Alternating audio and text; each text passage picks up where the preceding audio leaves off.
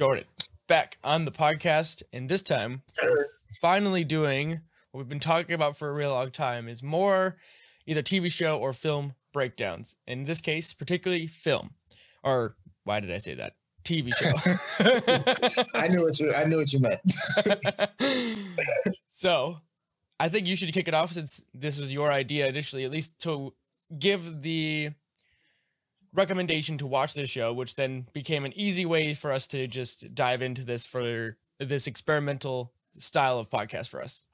Yeah. So yeah, we had been talking about this for, I don't know, ages. Like, I think the first idea was Breaking Bad. We're like, we should do a Breaking Bad one. And then whatever, that came to be what it was. And then recently I had been trying to find a new show, and with the Emmys coming soon, all like the awards and all the streaming services posting their babies or they're getting all the nominations, blah, blah, blah, for advertisement. Really smart marketing. It draws me. It gets me interested. I have seen a lot of Apple TV stuff. Like they killed it. Ted Lasso was a big one. I think Mosquito Coast, I think it's called. I haven't watched it yet, but that's another one on Apple TV. I think it got a couple nominations. And then C was another one. And I didn't know what it was about. I just saw that it was Jason Momoa. And I've always thought he's a good actor, but I haven't seen anything I was like super like addicted to or loved or anything like that. So I saw this one and I'm like, let me just watch the trailer. So I did that. And basically the premise of the show is that it's in a post-apocalyptic world in America, where after there's, I think it was a sickness came and wiped out most of the global population. That said it left 2 million or so people, and it left them without sight. So everyone was blind. So then they started to rebuild civilization, but everyone's blind. So they regress back to like, what era would you say that is, like cavemen-esque? Yeah, probably like tribal. Somewhat Neolithic, but they still seem to have some technology, like maybe a little bit beyond Stone Age. Maybe Iron Age looks like, with the tools. Right. They know what fire is. Put it that way. They have some tools and things like that. But yeah, basically, or if you've played, this is one of the first things we talked about. If you've played the video game Horizon Zero Dawn, it really gives off that like vibe of more tribal identity structure and just way smaller groupings. And yeah. Except there's no robot dinosaurs. That's the only difference. I'm trying to remember too. Do they show anything? I think the only thing they show, which we'll probably talk about, is the bridge. I'm trying to remember if they show anything from like the before times, like modern. They do. So where the queen lives. Yeah. Oh yeah, that's like a generator, right? Or like a dam, I think. Yeah, this is a dam, and I guess where they congregate is like inside the machine room or whatever of the dam. So that's interesting. So they just like, I think they lost sight of what all those things were. And like the sun, even they call it the Godflame. So it's not like what we know to be as things continued, like they regressed, like wide scale. Yeah, so the show's about that. Everyone's lost sight. And but this tribe called the Alkenis, which I think is a deviation. I'll have to look that up, but it seems almost too close to not be, but a deviation of I think it's a city or a river in Pennsylvania, Allegheny. If that was coincidental, then damn, but I feel like there's directness there. Anyway, so it's about this tribe, and this woman, she comes to the tribe and she's pregnant, and the leader of the tribe can't have kids. So he's, me and you, let's become a thing because you're having kids. I can't have kids. This works out. Turns out the person that she is impregnated by is this heretic that the royalty, the crown or whatever is searching for. Yeah. And so that brings their search to this tribe.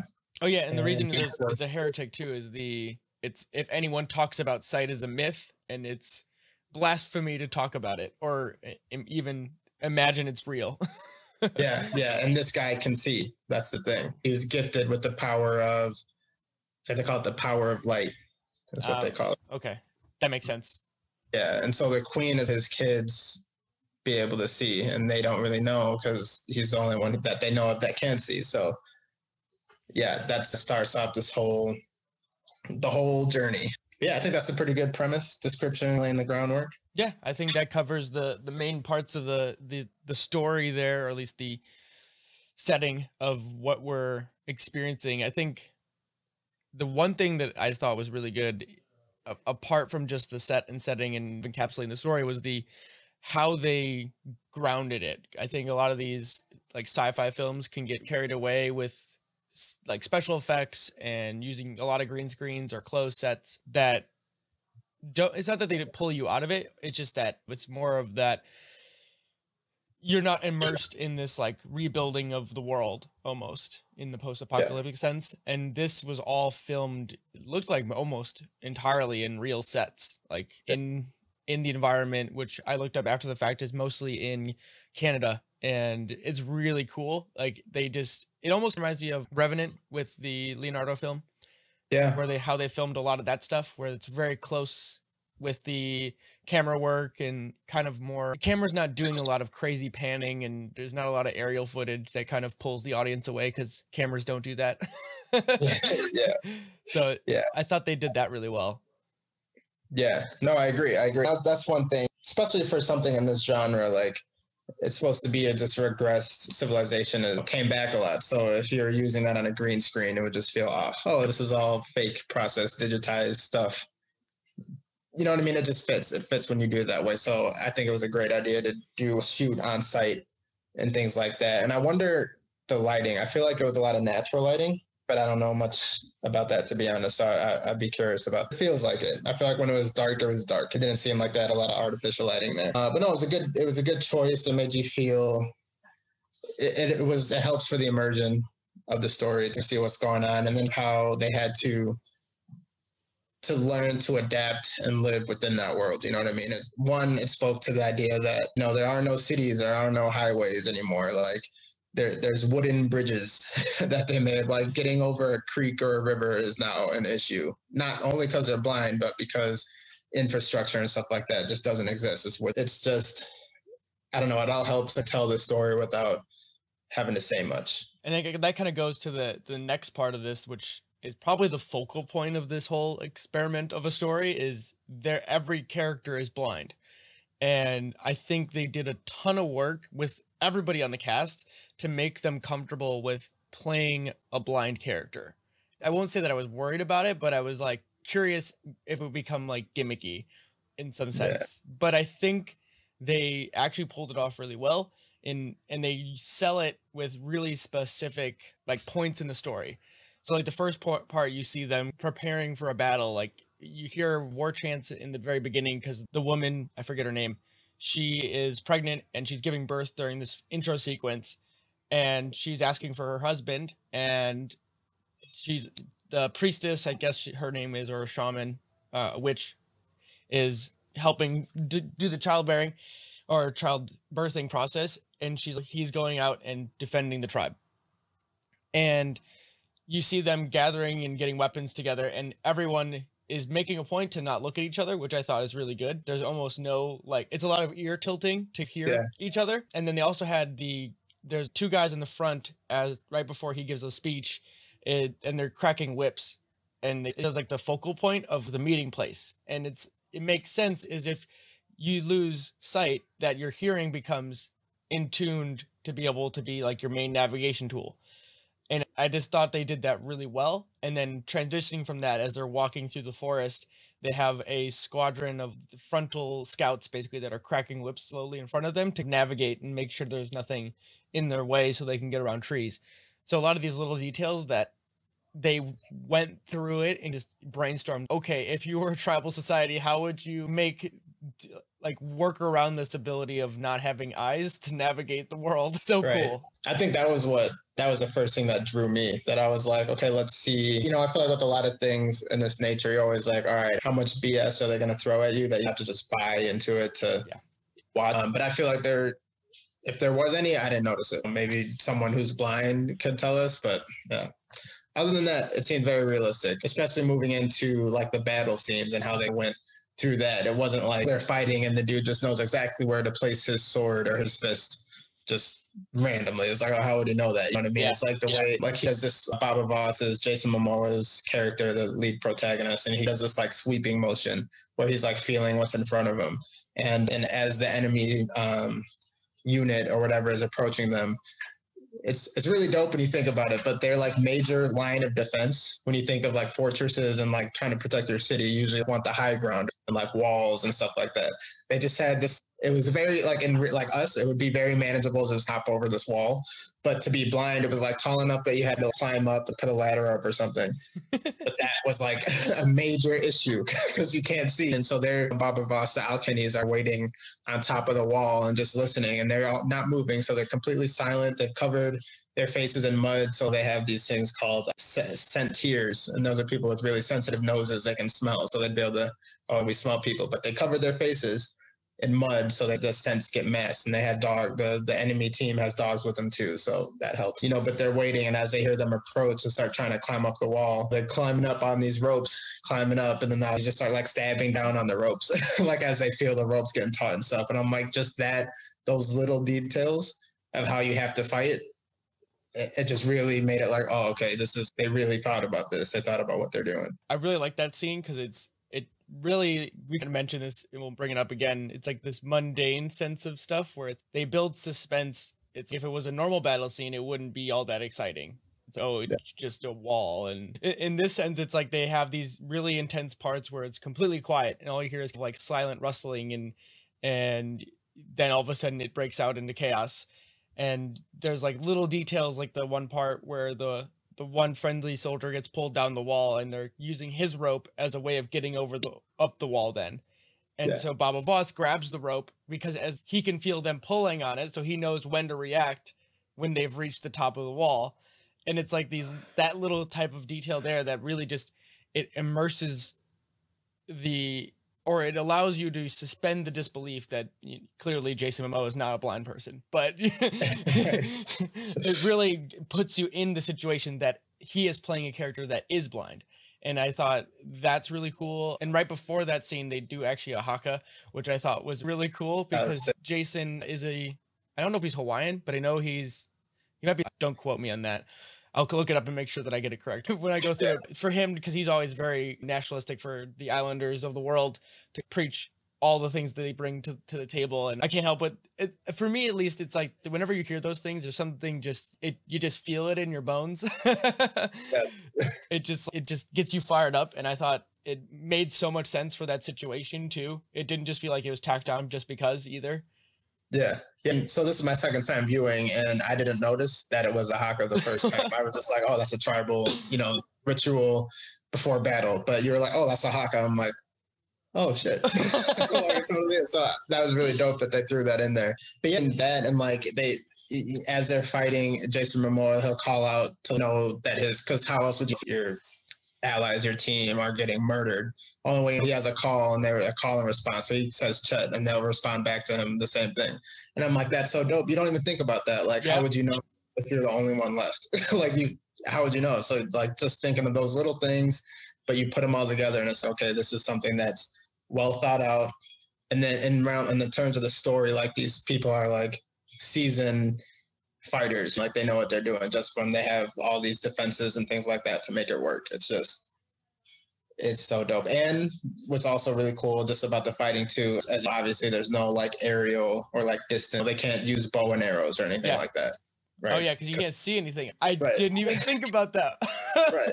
But like all the fighting has to happen close up. There's some scenes in there that are like, oh, like slicing someone's neck open. Like it's brutal. But if you remember that when they're blind, so it's not as brutal to them because they can't even see it. But that's the only way they have to know that they're killing their opponent because you can't see and look and be like, okay, he's good, let's move on. It has to be like definitive blows. So just, I don't know if that was intentional. I feel like it was, but I think it just adds to the reality of it. It's like very raw, just immersive, world. I think it drives the intensity of the action because it's like wounding someone is useful only if you can gauge it. But if you don't have a ability to gauge it, it's leaving you open for an attack from behind if you're not making it cut and dry or just being precise, I guess is maybe the best word to use. Yeah. That's interesting. Moving on from the battle scene, they have to basically cut the wall, which turns into a massive landslide, which is probably one of the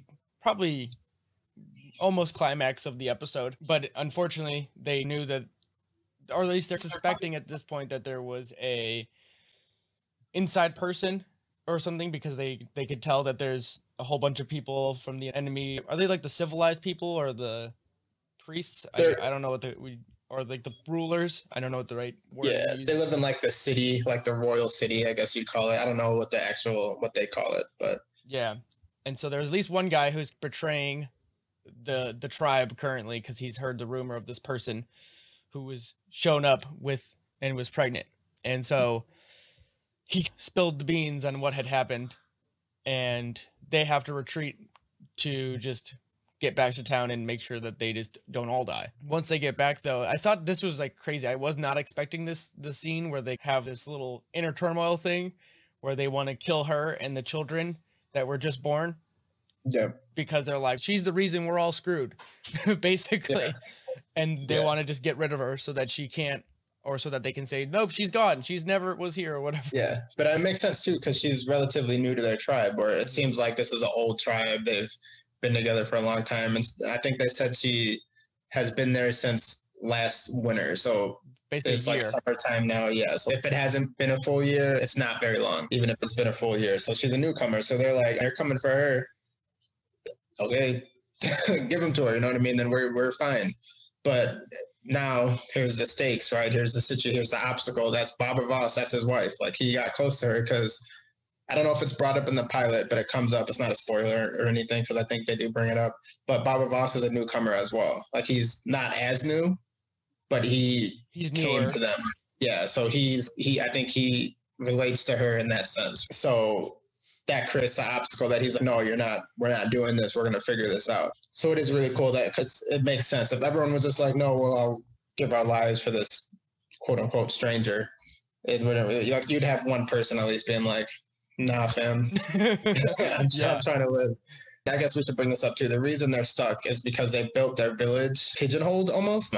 This is going to be recorded. So like their tribe looks like something like that with the village like up here. So they're like stuck in a mountain basically. Yeah. So no way out. So their wall was their defense that no one can get up it because obviously everyone's blind. So that was like their last line of defense, but they just lowered the wall, releasing all the rocks and stuff. So anyone can just come up to them now and they're pushed back against the mountain. So they're like, there's no way to get out. Come to find out, the only person who can see, made a bridge across the river that wasn't there before, because how would they have made that, right? So he made a bridge for them to escape that no one else knows about. And let me tell you, I never, I don't know how many bridges you guys all crossed in your life. I've crossed a few. I've never really thought twice about it. But watching them try to cross this bridge was one of the most stressful things I've ever seen. Dude. Like, it's probably one of the longer scenes in this whole episode too, which is, that was one of the other parts of the mundane thing that I was like, oh my God, it just sells the intensity of like what it's like to navigate if you're blind. Where I really enjoyed, they had the witch where she used her cane to put it as like a brace between the two wires or the railings of the bridge so that she didn't have to think about where was left or right. She could just, as long as it was supported on both sides, she could walk across and not have to worry. Right. Loved it. It's just those small details. And exactly. I think they even showed a few people fall off just walking, and like the bridge tilts and they slip off. And I'm like, wow, that probably wouldn't be that difficult for me or you. But when nobody can see and no one can say, oh, to the left, like you're kind of on your own. But no, so as they're crossing the bridge, the enemy, obviously for the suspense, the enemy army or whatever catches up to them, and they come across this bridge and they're like, oh shit, we got to cross this bridge. And even they can't just rush across. Like they have to take their time, and a snitch ends up going across. Just like those kind of little things. They don't know that there's anyone on the other side of the bridge. They just know that there's a bridge. So obviously they went this way, so we have to go, but they don't know what they're walking into. But yeah, man, it's just those small, very mundane tasks that they've learned to overcome, but in a different way. Like without cutting corners as a rider and being like, well, they know it's there. You know what I mean? Yeah. Like it just works. I loved it. I loved it. I thought that was really good. And then transitioning from that part, they finally introduce like why this is going on, or at least the big bad queen in this, where they use the pigeon to send a note to her. And that's where they show the dam, or at least what's left of technology or civilization. And they've repurposed it for their, I don't know, ceremonial purposes or religious purposes. And she's just a zealot is the best way to put it. She's driven by religious fervor. She's She's a character for sure. She's interesting. She's my favorite character. I don't know if everyone will feel that. She's definitely one of the most interesting characters. Her arc is actually really cool without spoiling anything. But what I had wrote while we were watching is I love how in a lot of shows you introduce, you'll have your bad guys and then you'll have your main antagonist, the big bad. When they introduced her, they immediately brought up her obstacle and what's going on with her. So then you sympathize, but not like you feel sorry for her, but you just understand in that sense, understand what she's going about. She has her whole army looking for this one person who can see, and she's talking to the Congress, and they're like, I guess they're Congress, right? Whatever, like her board of trustees, whatever you want to call them. And one of them says, this is just one person. There's stuff going on with the dam and the river, and people think we're losing touch with the gods. It's not that important, but to her it is. So no, we're going to keep searching. You know what I mean? Yeah. I love that because you don't have to wait to get that. It's not just he's just some evil for the sake of being evil person. Like, really, she doesn't even seem evil at that point.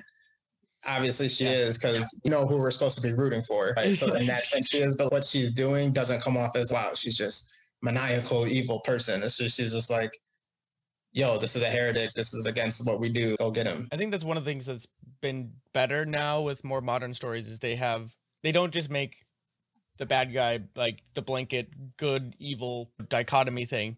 They make them a little bit more three-dimensional and give them something that's they're being driven just like the main characters or the protagonists are. And you could clearly show the difference in opinion there. Or at least why the lead witch hunter is doing what he's doing. Because if she's giving the orders, he's got no choice but to be all in. Right. I love how this has been going on for a while now. So it's getting better and better. Even with the Avengers, like with Thanos, like you'd expect him to just be like, I'm just going to ruin everything just because. But even he had like a reason that you kind of be like, yeah, that kind of makes sense. Obviously, you don't agree with it, but he's still a bad guy. But yeah, he still has to sacrifice a lot because he kills his own, in quotes, daughter. And it's in that sense, it makes the entire audience conflicted because it's like, oh, dude, I don't want to feel sorry for you. Right. I love that that's happening, but I feel like they do it really well here because they get to that immediately. But even with Thanos, it was not, you had to wait until like almost at least Infinity. Yeah, at least Infinity War to get that. When they first introduced him in whatever, it might have been the first Avengers one, but whatever movie he's first introduced at the end, they put him up to be just this evil for the sake of being evil. But in this one, the second you meet Queen Kane, you instantly know, okay, there's more to her than that. And you're expecting that every time you see her, that there's more to her than just, she's just this crazy queen who's drunk with power type thing, which might still be the case. But the last part of it is them basically escaping, but they get to this new promised land. It is what they got out of this, or is like unintentional promised land, which is they're out of the forest and it's like rolling fields, and everyone's, wait, how the heck did we end up here? Which is a weird positive note to end on a pilot. Typically, I would say most pilots end with more of a inciting incident. Well, I guess it did, and like they left their homeland, but it usually doesn't seem to end in a positive way like this one did. Yeah, I mean, it was definitely like, okay, so they got away. It looks like they're good. And you might have missed it because I missed it the first time I watched, but they said that they were walking for over a month. Like, it was really quick, but there's like a voiceover of the shaman witch lady with them. And she's like, Jerla Morel is the character's name who can see. And he left, like, they called it songs, I think they called it, for them to follow. And he put up these like things with almost like wind chimes that he stood up for them to follow. So I followed them. And they said they'd be following him for 30 days and 30 nights. Wow. Until they got to wherever this meadow that they're going to. And it looked like it was a very difficult passage for them to get there. But yeah, it was for them to be safe and raise this character you'll come to find is very meticulous, Jerla Morel. And it's for them to raise his kids. It's for him to make his promised land and things like that. And yeah. Did you see what happened at the end with one of the babies? I did not. Okay. Yeah, that was quick. That was quick too. But I loved how they wrote this. But they don't just tell you, because remember, again, the queen is wondering, can they see, right? Can the baby see? Yeah, that's like the big question, right? Yeah, and you don't know. At the end, the very last scene is a baby looking up and there's a bird flying and the baby's eyes are following the bird. But I'm like, I love how they told us that without telling us that. Yeah, because they could have easily wrote that in with, I don't know how they would have wrote it in with one of the characters realizing it because they're all blind, but Yeah. Yeah. Yeah, true, true. But see, that would have been like the ruining it, right? That would have been them being like not good with their own storytelling. Is this like, or lazy with their own storytelling? Yeah. So Right. I thought that was really good. I thought too, or at least one of the things that I really caught on to is like the birth of twins, at least in stories like this, where I'm going to say absent father figure, but not really absent, or like this divine birth in some sense, because there's a lot of religious undertones here, or really overtones. I feel like it's pretty overt. The first thing I thought of was the story of Romulus and Remus, the founders of Rome, at least in mythological history, that were twins that were raised by wolves. But it's kind of similar in style as that, where you have two twins born of a father who's gifted with sight, and he's not in the picture, but he's leaving all of these secret guides, and you're part of this chosen family or chosen tribe to lead the way to raise these children that shouldn't exist. That's interesting. I don't know that story. You brought it up earlier. But raised by wolves, Baba Voss wears a fur coat. I wonder what kind of pelt that is. Oh, if it's wolf, that would be really dope. I don't know if it is though, but yeah, that's an interesting point. So that, man, there's so much here. I'm really excited to keep watching this now. Yeah. This will be a continuation. We're already at a half hour, so it's like perfect timing for what we want to do here. Any other thoughts on it or things to mention that you want to leave the audience with for episode 1, and then we can pick it up for the next one? Yeah, this is what I would define to be a perfect pilot. Wow. So, yeah, you got the intrigue, sets the foundation, what's going on. You know what you should be worried about.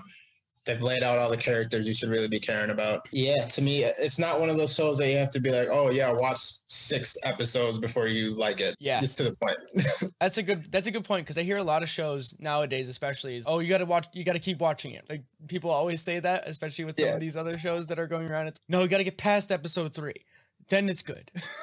Yeah, and I'm like, there's so many shows out there. I don't want to have to do that. I want to like it right away. You know what I mean? We get it. But yeah, I'm excited to watch more. Keep doing this. Yeah, this is fun. I've been wanting to do this for a little while now, and it's been a lot of fun for me to look at these explorations and storytelling at a different level. And because, like I mentioned to you in our previous podcast, I've been really getting into VFX work and filming and all that kind of stuff. So this is seeing if any of that stuff that I've been really paying attention to is rubbing off at this point for how they do it. And it's weird that I actually do seem to have picked up something where I can tell the difference between blue screens or green screens where they cut the shots and stuff. Like in one of the fight scenes, you see an axe where he swings the axe and it hits the tree. And I think that like tree hit where the cut shows up is all VFX. It wasn't actually there. Yeah, it looked like it was put in after the fact, where it might have had something of an impact, but it didn't maybe leave as big of a chunk as it actually did. So little details like that, are just seeing how they actually, like, using practical effects, it sells shots like this show does, where they have a lot of traveling on location that just make it so much more real, so much more grounded, especially with the way they follow the film. Like, Baba Voss goes and is like traversing through the river, and he's like, if it can support me, then everyone else can follow me, kind of thing. Yeah. And what they do though is they have the camera kind of follow over his shoulder, and it's like really tight and close. So you really get to feel that like unsettling nature of being blind, where you don't know where you're putting your foot until you put your foot there, and it's okay, I'm not dead yet. So all these little elements that really just sell it for the audience to feel that level of intensity that the character should be feeling. I just really liked. Yeah. Telling the story through camera work, and like really just being real with it rather than relying on special effects, because there's still a little bit of uncanny valley, I think, with special effects. If you rely on it too much, just cheapens the work a little bit. That's something like King Kong or something like that, which is a good movie and interesting, but that's something you want to see in a theater, like to just be wowed by the special effects, which is its own art in its own, you know what I mean? So I'll respect that, but something like this that just have those, as you're explaining, like be really meticulous with how you're showing the camera going over his shoulder. No, we want everyone to feel like you can't see either, you know what I mean? But exactly, like, his point of view, that's dope. It's dope that you're picking up on that really quick, so that's dope. So we're planning to do these 1 episode a week, and so we'll have 1 week delay basically. So we'll record this one, and then it'll go out the following week, and we'll record the next one. So then we'll basically have a cascading rollout of week over week episodes of this so that we have a consistent schedule of stuff just coming out, and it's our way of experimenting with a couple new formats. Both being recorded here, so this will go up on YouTube if you're listening or / watching on YouTube, but also as a podcast, as always.